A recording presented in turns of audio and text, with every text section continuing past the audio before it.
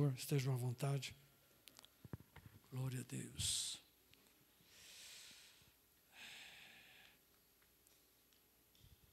Já que nós estamos num tempo de oração,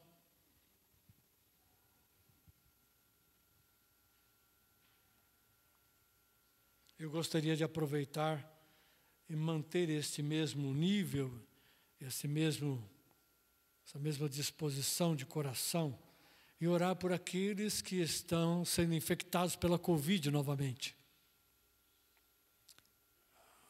Há diversas pessoas, para não dizer muitas, que estão sendo infectadas.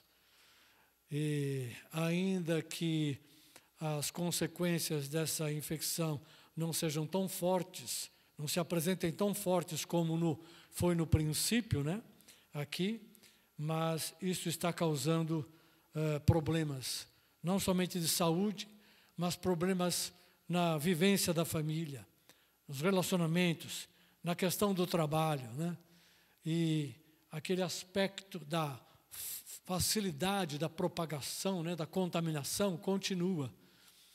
E isso causa problemas não apenas na família, mas daqueles que estão ao redor ou relacionados com uma determinada família, E todos ficam, mesmo que não estejam contaminados, ficam afetados no seu relacionamento, Então, essa é uma parte. A outra parte que eu gostaria de orar é de lembrar daqueles que têm problemas respiratórios, especialmente aqueles que têm problemas crônicos.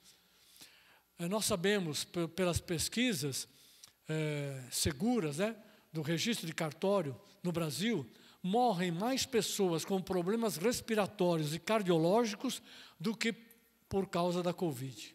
O número é maior. E é um número elevado. E você não tem visto nenhuma campanha específica sobre isso. Nenhuma ação específica, pelo menos veiculada nas mídias, a gente não vê. Mas o número é muito elevado.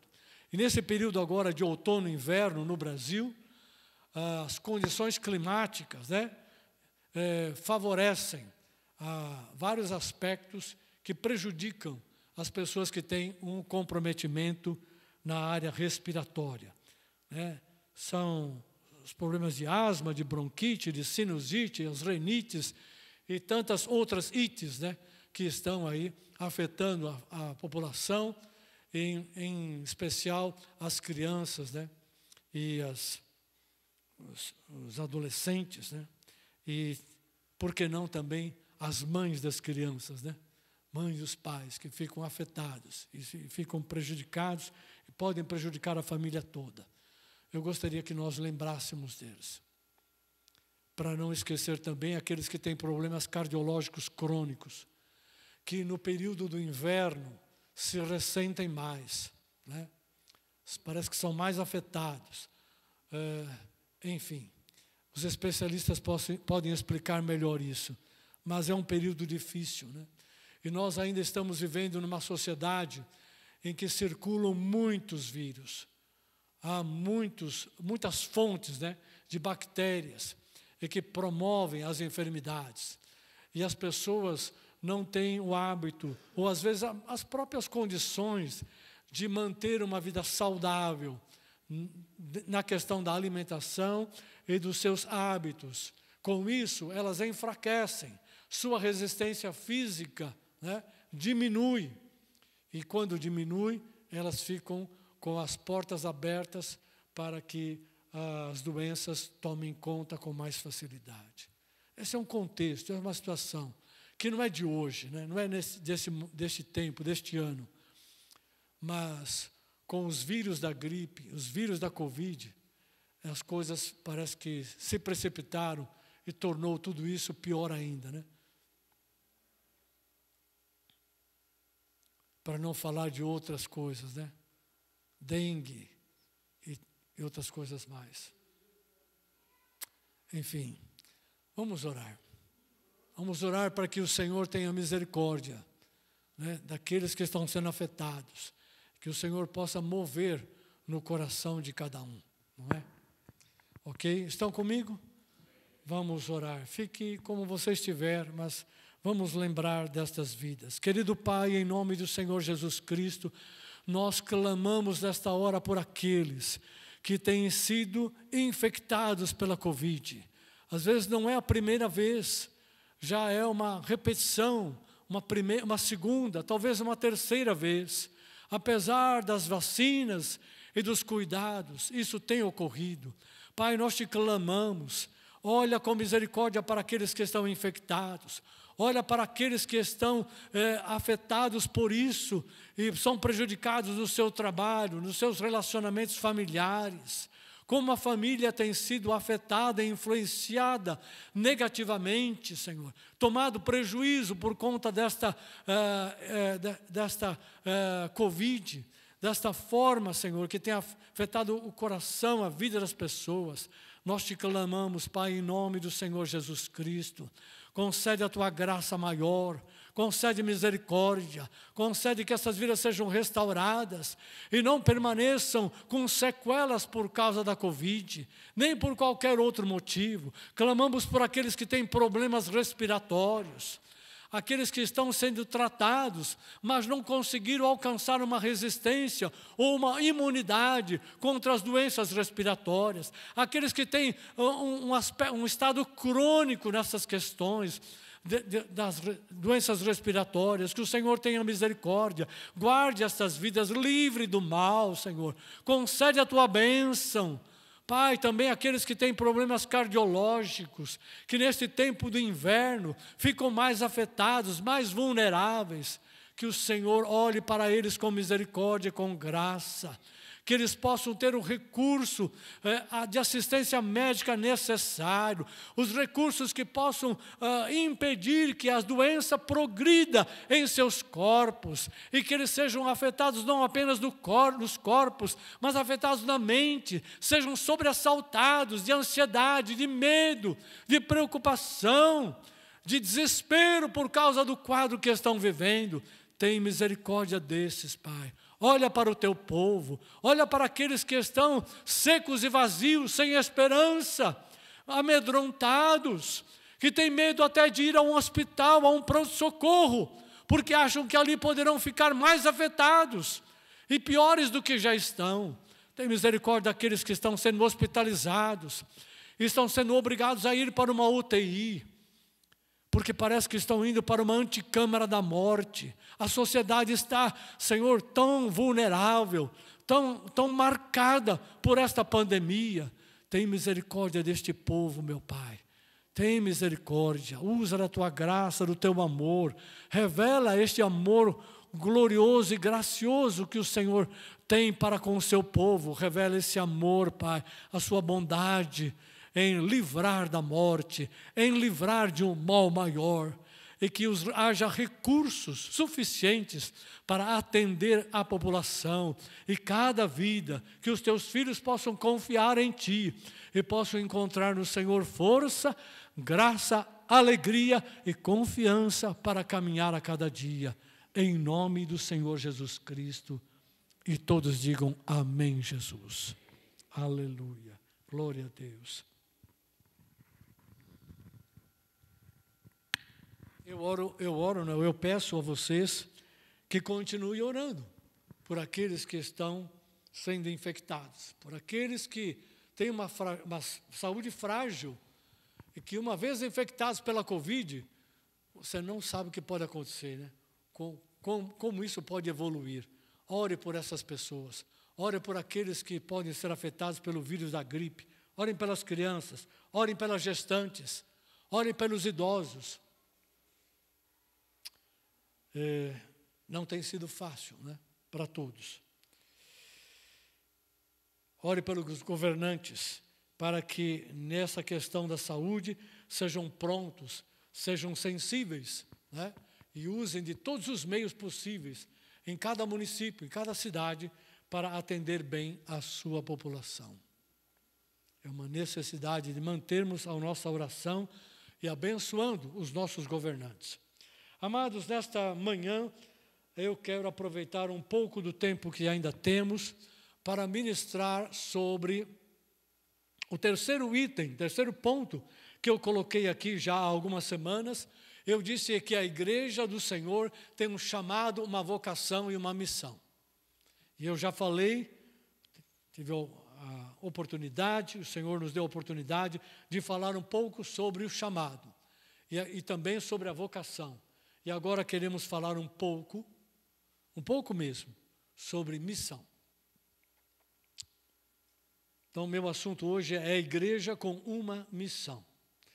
A primeira coisa que eu quero colocar para você é que a missão da igreja, eu estou falando no coletivo, mas se reflete no indivíduo, né, no individual, a missão da igreja procede do seu chamado. Então, por causa que há um chamado de Deus para a igreja, há um propósito de Deus para a igreja, há um plano de Deus para operar na igreja e através da igreja. Por causa disso, há uma missão. A igreja tem uma missão. E é importante entender e se ajustar, se alinhar com a vontade de Deus nesse sentido. E é isso que nós queremos colocar para você. O chamado de Deus é para... Você já tem ouvido aqui, eu vou apenas introduzir o assunto. O chamado é para que sejamos filhos e filhas de Deus. Esse é o maior chamado de Deus para nós. Você já ouviu isso? Em João capítulo 1, versículo 12 e 13, Evangelho de João, diz que aqueles que receberam a Jesus, lhes foi dado o poder de se tornar filhos de Deus, a saber, aqueles que creem no seu nome. O outro aspecto desse chamado é que Deus nos chama para ser discípulos. Em Isaías 54, 13, o Senhor diz através do profeta Isaías que todos os seus filhos serão seus discípulos ou serão ensinados pelo Senhor. Então, chamado para ser discípulos. Outro chamamento é para ser servos. Em Mateus 23, 11, Mateus 23, 11, está escrito: mas o maior dentre vós será o vosso servo. Quem a si mesmo se exaltar será humilhado, e quem a si mesmo se humilhar será exaltado. Jesus estava dizendo que entre os discípulos, na igreja do Senhor, aquele que quiser ser o maior, seja esse o que serve. O maior entre vós será vosso servo. Então, há um chamado para servir. E também há um chamado para ir às nações, chamado de Jesus. O texto mais conhecido é o de Mateus 28, 18 a 20, né? Onde Jesus disse: ide por todo o mundo, né? E pregar o evangelho, né? Fazei discípulos de todas as nações, batizando-os em nome do Pai, do Filho e do Espírito Santo, ensinando-os a guardar o que eu vos tenho ensinado. E em João 20, 21, Jesus disse para os discípulos, né, aquele grupo menor, soprou sobre eles e disse: recebei o Espírito Santo. E ele disse: assim como o Pai me enviou, eu também envio a vós. Então, enviar para o mundo, enviar para fazer a mesma obra que Jesus fez. Portanto, o chamado tem a ver com essa missão, esse trabalho de gerar filhos até a maturidade, de ser discípulos, de aprender do Senhor, de servir ao Senhor e de ir às nações espalhando a mensagem do reino de Deus. Isso tem a ver com o chamado. E a missão está ligada a esses aspectos. Normalmente, quando se fala em missão na igreja, né, o primeiro pensamento que vem às pessoas é assim: bom, missão é para aqueles que são chamados para ser missionários. Eu, olhando para a minha vida, não fui chamado para ser missionário, nem missionária, né? Acho que esse negócio de missão não é comigo. Vou continuar servindo ao Senhor, estou aqui na igreja, tal, ou na minha casa, no meu trabalho. Então, missão não é para mim, porque acha que missão é apenas para aqueles que são chamados para ser um missionário. Ou aqueles que tem uma palavra de que Deus vai usá-los em uma outra nação, ou com uma outra cultura diferente da sua. Então, para esses Então, cabe falar em missão. Os demais, fiquem em casa e continuem seguindo ao Senhor. Será que realmente isso é tudo? Será que essa é a verdade plena? Será que somente os missionários que são chamados para uma missão? Não sei o que você pensa nisso hoje em dia, mas alguns anos atrás eu vi esta questão na igreja. E não é nas igrejas, vi isso aqui nesta igreja. A gente percebia, parece que missão era só para aqueles que tinham um chamado missionário, Deus falava com eles, ou Deus falava com a liderança acerca de alguém. Né?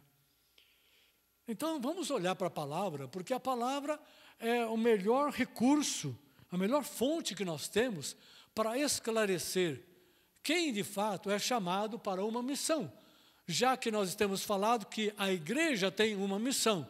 Então, se a igreja tem uma missão, como é que isso ocorre? Como é que se dá esse processo, né, para que essa missão aconteça? Então, vamos lá. Todos somos chamados para fazer missões. Estou fazendo uma afirmação. Como é que ocorre isso? Então, vamos ver. Primeiro, os chamados fazem missão quando eles são testemunhas de Cristo. Quem assume o fato de ser uma testemunha de Jesus, está fazendo missão. Vamos olhar para a palavra? Vamos ver o que diz Atos capítulo 1, versículo 8. Mas recebereis poder ao descer sobre vós o Espírito Santo, e sereis minhas testemunhas, tanto em Jerusalém, como em toda a Judeia, Samaria e até os confins da terra. Aí vem a pergunta, pastor, o que é ser uma testemunha de Jesus? Como é que ser uma testemunha cumpre uma missão? É muito simples. A palavra testemunha aqui no original tem a ver com pessoas que viram e ouviram Jesus, ou que sabem acerca dos seus ensinamentos, mas também tem a ver com pessoas que estão experimentando em sua própria vida a vida de Jesus. As palavras de Jesus que eram antes palavras, agora estão se tornando algo concreto, fato verídico, verdade verdadeira, vamos dizer assim, né? Na sua própria vida. Então, quando alguém que ama a Jesus, que segue a Jesus, dá testemunho de Jesus, ele fala daquilo que ele viu e ouviu na palavra e daquilo que ele vive em realidade, porque ele está aprendendo a palavra, está vivendo a palavra, então a sua própria vida, em uma determinada medida, reflete a vida de Jesus, o caráter de Jesus, a vontade de Jesus, que é a vontade do Pai. Então você se torna testemunha, porque a verdade de Jesus e a vida de Jesus está viva, operando, né, acontecendo, pela sua maneira de pensar, de viver, de falar, de se conduzir, pela maneira como você entende o mundo, pela maneira como você olha para as pessoas, pela maneira como você vive em família, pela maneira como você é um cônjuge, ou talvez um filho no contexto familiar. Todas essas formas. Ou seja, a sua vida agora não apenas pertence ao Senhor. Você não é apenas um frequentador da igreja de Cristo. Você está aprendendo e está absorvendo a vida de Jesus. Então você se torna uma testemunha. É nesse contexto. Quer ver um exemplo aqui? Lucas capítulo 8, verso 19. Um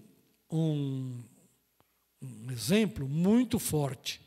Lucas, capítulo 8, versículo 38 e 39. Jesus foi a uma terra próxima ali da Judeia pregar o Evangelho. E ali aconteceu um grande milagre, mas também trouxe uns problemas para as pessoas daquele local. E as pessoas não gostaram muito do que aconteceu ali, né? Um homem foi liberto, um homem estava terrivelmente endemoniado, sua vida estava perdida. Jesus o libertou e ele se tornou uma pessoa sadia, né? Sã, de corpo e de mente. Mas algo aconteceu ali, eu não vou entrar na palavra, você pode ler depois o capítulo 8, e os homens não gostaram muito, porque os demônios que saíram da vida daquele homem acabaram entrando numa manada de porcos, e os porcos se precipitaram e todos morreram, porque caíram num despenhadeiro, né? E aí se afogaram ali no mar. E eles tomaram um grande prejuízo e não gostaram de Jesus, não gostaram do que aconteceu. Falaram, não, nós não queremos você aqui nesta terra, vai embora. E Jesus foi embora, pegou os seus discípulos e se afastou daquele lugar. E esse homem, ele queria seguir a Jesus, ele não queria ficar ali. O Jesus me libertou, me transformou, eu quero andar com ele. É justo pensar assim, era um querer justo. E aí a gente entra aqui nesse ponto do texto. O homem de quem tinham saído os demônios, rogou a Jesus, que o deixasse estar com ele, com Jesus. Jesus, porém, o despediu dizendo, volta para a tua casa e conta para os teus tudo o que Deus fez por ti. Então foi ele anunciando por toda a cidade todas as coisas que Jesus tinha feito. Que Jesus lhe tinha feito. Aleluia! Sabe o que é isso? Jesus falou assim, não, você não vai comigo não. Eu sei que é importante. Eu tenho um plano melhor para você. Agora que você está liberto, salvo, o primeiro lugar que você precisa voltar é para a sua casa. Vai lá e dá testemunho. Diga para eles como Deus foi bom com você. Quem é que mandou Jesus a essa terra? O Deus Pai. Jesus não disse, vai lá e fala para eles que Jesus, o Jesus de Nazaré, da Galileia, né, fez isso com você. Ele não falou isso. Falou, vai lá e diga como Deus foi bom. Foi Deus que libertou você.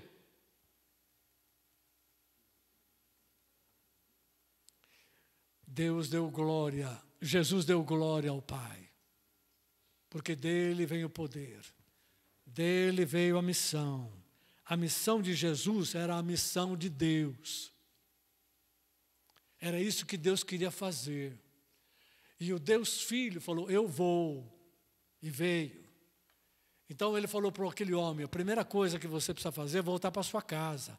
Vai lá e conta para os seus que Deus te amou, Deus te abençoou. E você está liberto, você está curado. A melhor coisa que podia te acontecer na vida. Ele foi.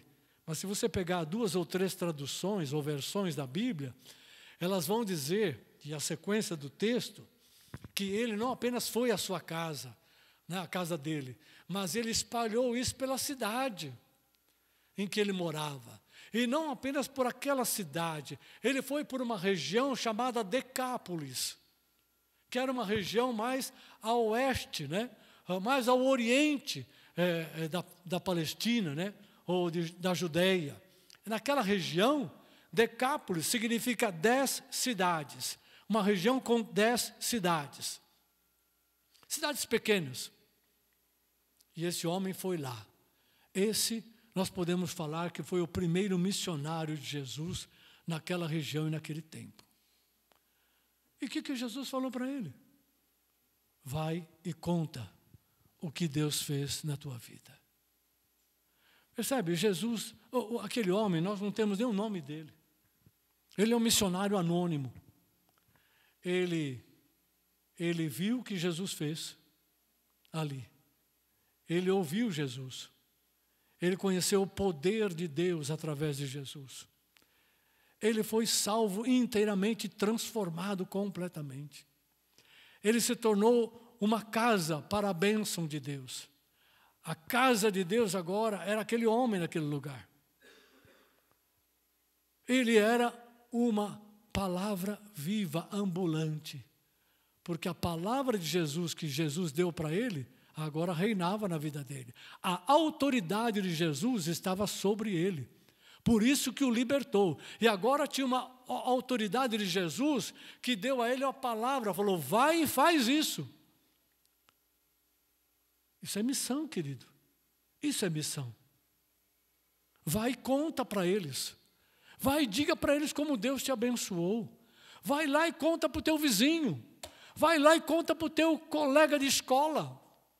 Vai lá e conta para o teu amigo ou colega de trabalho. Vai e conta o que Deus tem feito pela tua vida e na tua vida. Para os teus parentes. Isso chama-se missão. Missão da igreja. Aqui, a igreja não estava constituída ainda, né? Mas Jesus já constituiu um missionário. Aleluia. Vamos lá. Ser testemunha de Cristo, a ordem está em Atos 1:8, não é? Ser testemunha. Já vimos aqui. O exemplo eu dei deste homem aqui. E o propósito da vida. Atos 20:24, Paulo está dando testemunho e ele diz assim, porém, em nada considero a minha vida para mim mesmo,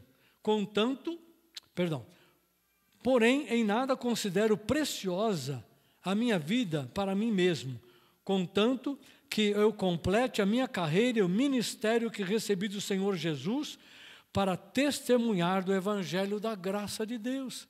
Olha aqui.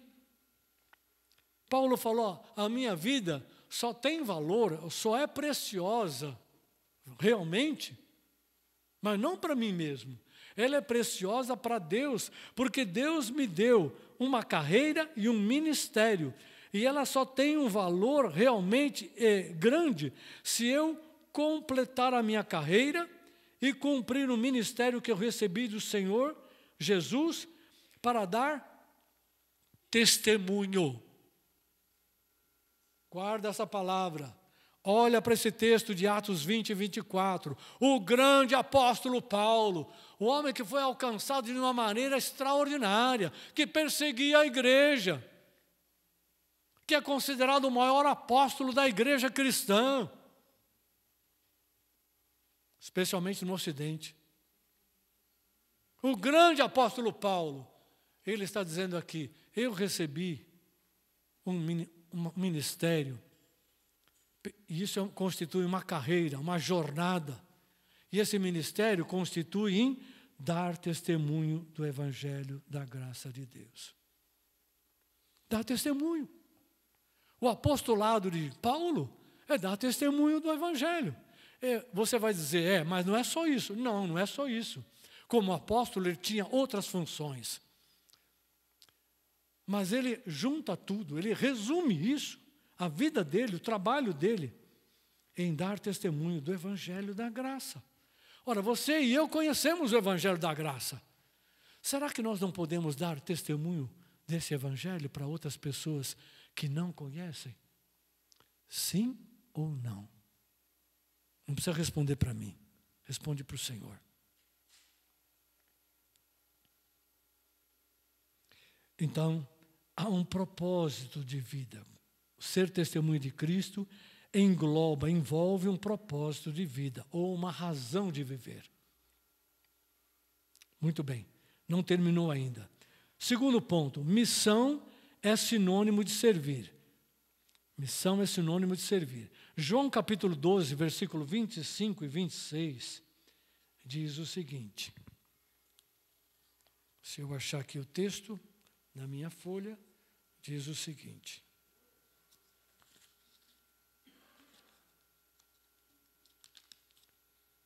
Olha. João. Onde está você, João? Está aqui. Ah, está aqui. Estou procurando outro lugar, está aqui.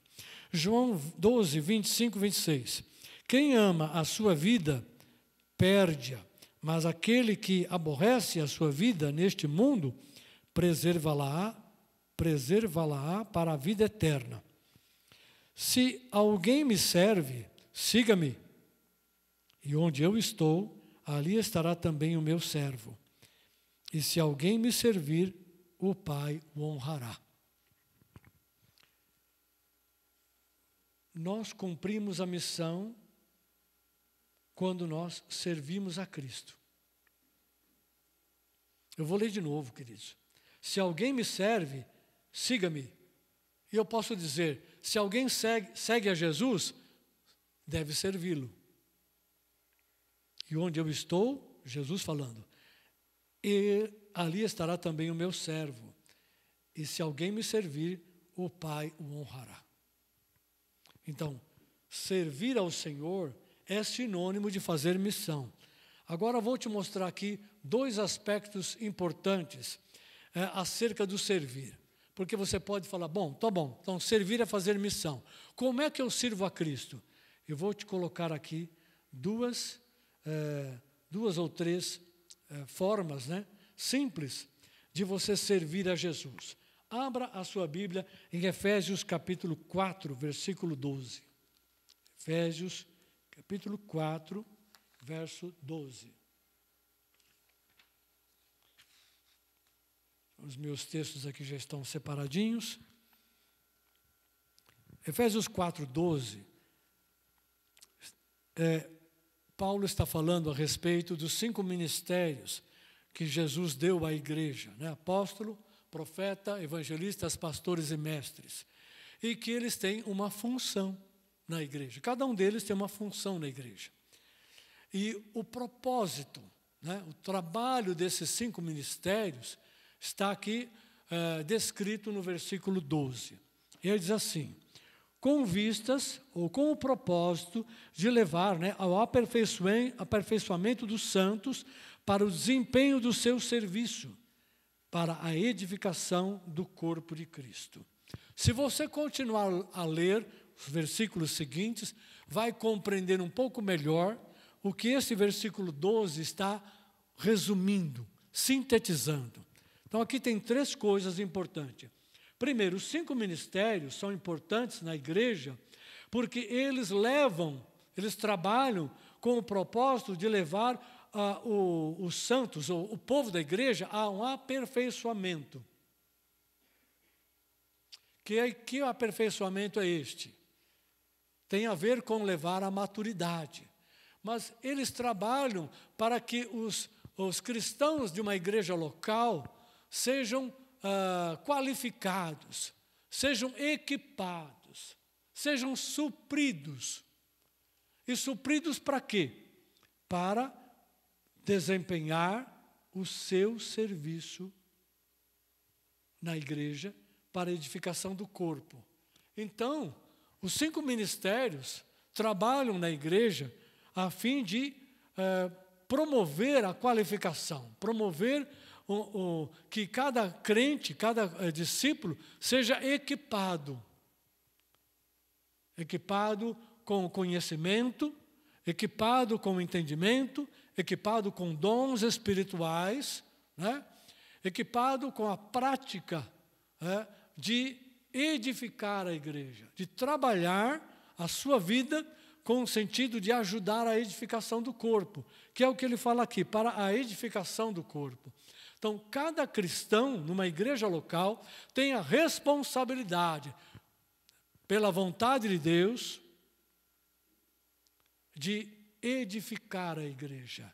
Há um relacionamento, há um nível em que cada um pode edificar um ao outro, pode exortar um ao outro, ou encorajar um ao outro, pode consolar um ao outro, pode abençoar um ao outro, pode orientar um ao outro. Então, há uma série de coisas que cada membro da igreja, uma vez que está em comunhão com Cristo, em comunhão com a igreja, debaixo da autoridade de um presbitério, de uma liderança pastoral, e que está andando em fé, e crescendo espiritualmente, ele adquire recursos espirituais, fé, confiança, conhecimento, e exercita essa fé praticando-a primeiro em quem?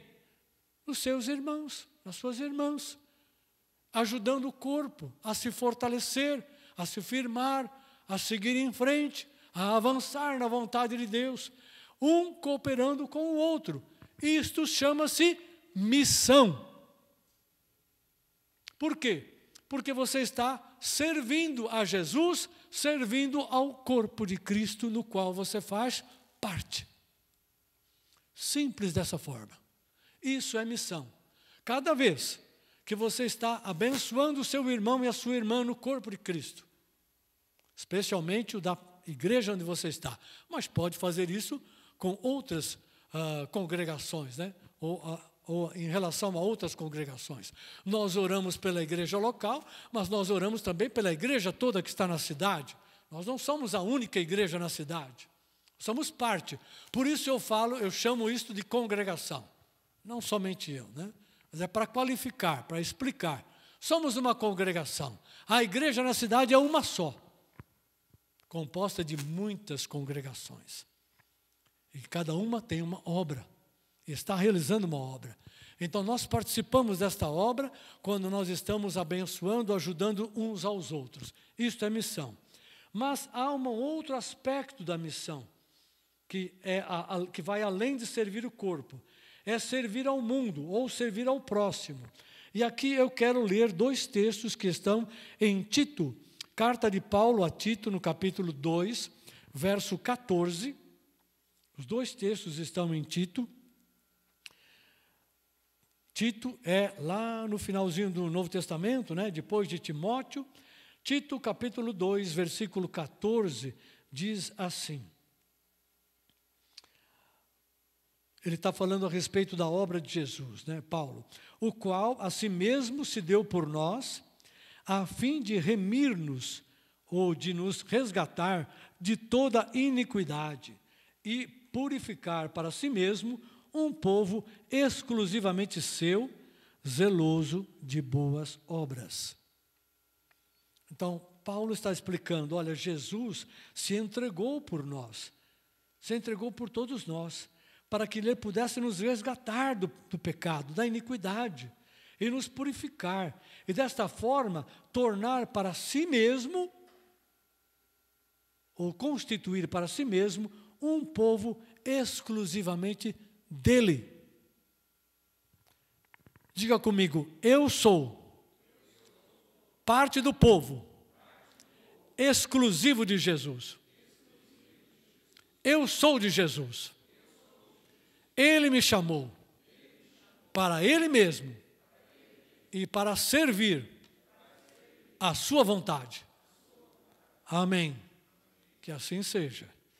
Mas não é somente esse. Em Tito 3,14, capítulo seguinte, 3,14, Paulo está dando suas últimas recomendações ao seu pupilo, né?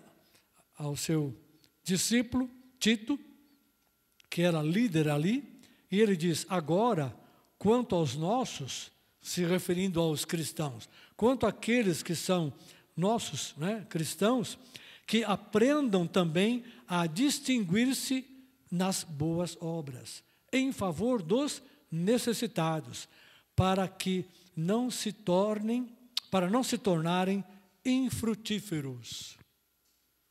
Veja qual era a preocupação de Paulo. Ele está dando várias instruções aqui para Tito, né? Que era o responsável pela igreja ali na ilha de Creta, onde ele tinha deixado Tito ali, né? Havia vários grupos ali naquela ilha, grupos cristãos. E ele está fazendo as suas recomendações apostólicas.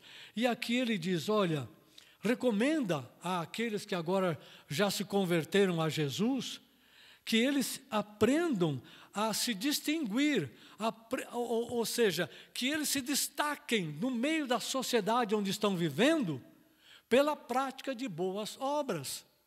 O que são boas obras no contexto cristão? obras de justiça, alguém que anda na verdade, alguém que teme ao Senhor, alguém que anda de maneira justa e piedosa, alguém que faz o bem, alguém que rejeita o pecado, a iniquidade, a violência, a maldade, alguém que desaprova o pecado, mas aprova o bem. Nos vários contextos, das variadas formas. Alguém que purifica não apenas o seu coração, mas a sua boca, que tem um linguajar sadio. Como Paulo diz na carta aos Efésios, no capítulo 4, nós devemos cuidar dos nossos lábios para que a nossa palavra transmita graça para aqueles que nos ouvem. Não maledicência, nem murmuração, nem crítica, mas bênção, palavras de bênção. É isso que Paulo está falando. Olha, os cristãos que estão aí na ilha de Creta devem se destacar pela prática de boas obras a favor dos necessitados. Quem são os necessitados? Você pode falar, são os pobres, são os enfermos. Depende do que você chama de necessitado. Depende do que você qualifica como necessitado. Eu posso dizer que necessitado é temporariamente uma pessoa que perdeu o emprego, não está conseguindo nem comprar o alimento e nem pagar suas contas. Naquela hora está necessitado. Mas pode ser qualquer outra situação. E pode ser uma situação muito pior, né? Muito mais drástica, muito mais difícil. Então, necessitado é um conceito relativo, né? Agora, vem cá, né? Não é porque esse mês aqui eu não pude comprar, quando fui ao mercado, não pude comprar o meu iogurte cheio disto e daquilo do outro, é que eu me tornei necessitado, né? Não é porque eu não pude comprar aquela marca do óleo, né? Ou do azeite que eu sempre compro, né? Extra virgem, com 0,5% disso, daquilo, não sei o quê, de acidez mínima, né? Importado não sei de onde. É porque eu me tornei um necessitado agora, porque eu não tinha isso na minha casa, não tenho isso na minha casa. Então, não vão. Por isso que eu disse, é relativo. Mas vamos que vamos, né? Vamos com calma. Então, em outras palavras, Paulo está dizendo, olha, os cristãos devem se destacar pela prática de boas obras, a favor dos necessitados, a fim de que eles não se tornem infrutíferos. Ou seja, quando nós, sensíveis ao Senhor, sensíveis à palavra de Deus, guiados pelo Espírito, olhamos para as pessoas e nos compadecemos das suas necessidades e temos a possibilidade de ajudar, direta ou indiretamente, nós estamos fazendo a vontade de Deus, porque estamos servindo, estamos fazendo missão, estamos servindo ao próximo. E às vezes é um próximo que você nunca mais vai ver na vida, é aquele momento, aquela oportunidade, ou você abençoa ou você se isenta, se omite. E não é da vontade de Deus que a gente se omita. E ele diz assim, quando você age dessa maneira, você está dando fruto. É fruto de justiça. O fruto da justiça se manifesta quando nós abençoamos o nosso próximo, ou cuidamos de alguma maneira, em alguma medida, daquele que está necessitado. Então, isso é não ser infrutífero. Glória a Deus. Então, voltando aqui, missão é sinônimo de servir. Servir ao corpo, servir ao próximo. E agora, para terminar aqui a minha palavra, eu quero ler um texto da palavra de Deus que mostra o exemplo de uma igreja. O exemplo de uma igreja que aprendeu bem essa lição. 1 Tessalonicenses, capítulo 1. 1 Tessalonicenses, capítulo 1, versos 7 a 9. Paulo está escrevendo para uma igreja em que ele pregou o Evangelho. Ele levou a graça de Cristo, né? O Evangelho da graça de Cristo naquele lugar. E ele está dizendo o seguinte a partir do verso, eu vou ler a partir do verso 6, Vou dar um pouco mais de contexto aqui. De fato, vos tornastes nossos discípulos. Vocês se tornaram nossos discípulos e do Senhor, pois, apesar de muito sofrimento, recebestes a palavra com a alegria que vem pelo Espírito Santo. Paulo está lembrando, de como eles foram alcançados, como receberam o Evangelho. Dessa forma, versículo 7, vós vos tornastes o padrão de fé para todos os crentes que estão na Macedônia e na Acaia, que era aquela região ali próxima da cidade de Tessalônica. Porquanto, a partir de vós, não somente a palavra do Senhor foi proclamada na Macedônia e na Acaia, mas também a vossa fé em Deus tornou-se conhecida em todos os lugares, a ponto de não ser necessário que acrescentemos mais coisa alguma, Então, o que Paulo está dizendo aqui eles pregaram o Evangelho. Aquele povo, uma parte daquele povo da cidade aceitou a palavra, entrou de cabeça no Evangelho, recebeu a Cristo, recebeu o Espírito Santo, estavam sendo ensinados na palavra de Deus, acolheram tanto a palavra, se deixaram levar pelo Evangelho, foram transformados, uma transformação tão impactante, tão forte, e se encheram de alegria do Senhor, começaram a experimentar esta vida que vem de Jesus, através do Espírito Santo e da graça de Deus, na palavra que eles estavam vivendo. E Paulo diz, olha, vocês se tornaram, vocês não apenas receberam o Evangelho da salvação, mas vocês se tornaram um exemplo de igreja, um exemplo de comunidade cristã para toda esta região da Macedônia e da Acaia, porque aqueles que passam aí estão dando testemunho, dizendo, olha, foi tão forte o Evangelho penetrando na vida daquele povo, que olhando para eles, não há o que falar, não há o que reparar. Parece que eles estão vivendo inteiramente aquilo que foi proclamado e que está sendo ensinado. Vocês se tornaram uma igreja modelo para aquela região, E estão vivendo a realidade do amor de Jesus, realidade da verdade em Jesus, e estão espalhando esta fé para outros lugares, está vivendo este amor.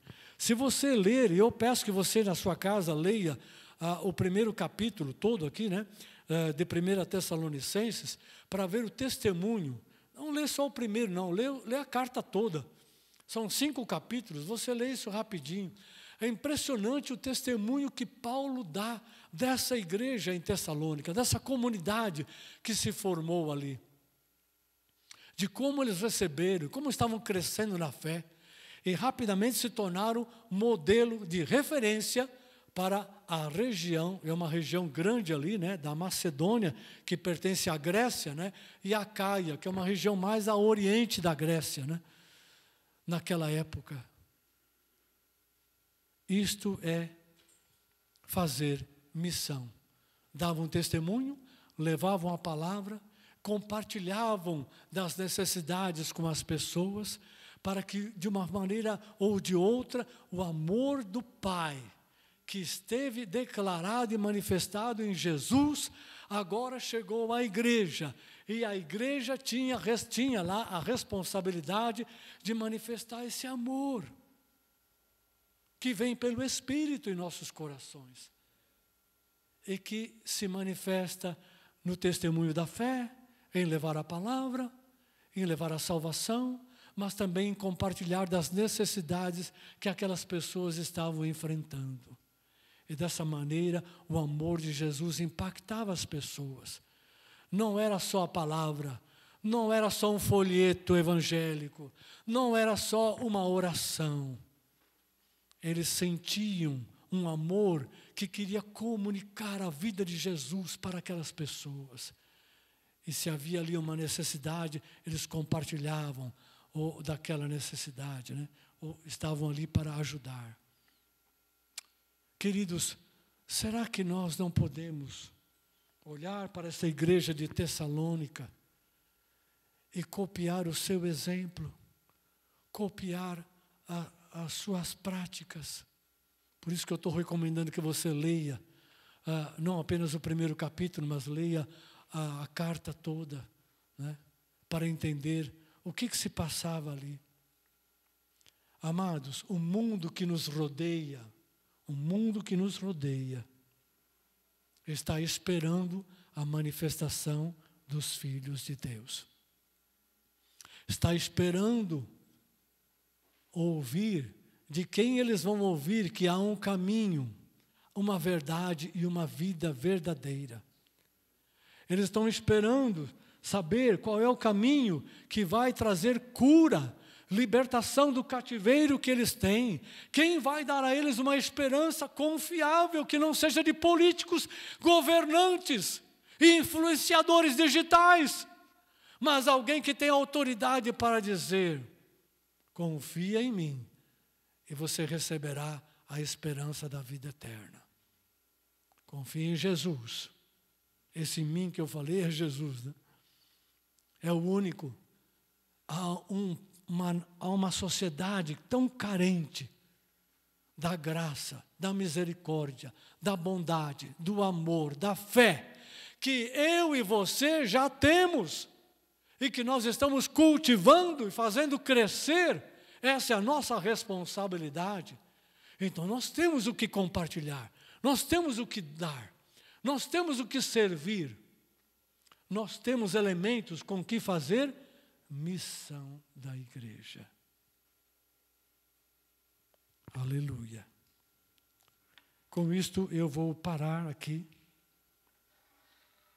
Eu espero que você tenha entendido a palavra. Volte a ouvir a palavra. Veja os textos. Todos os textos vão estar ali no grupo, né? A Tatiana vai repartir para você compreender melhor, meditar acerca disso. E, amados, tome uma posição.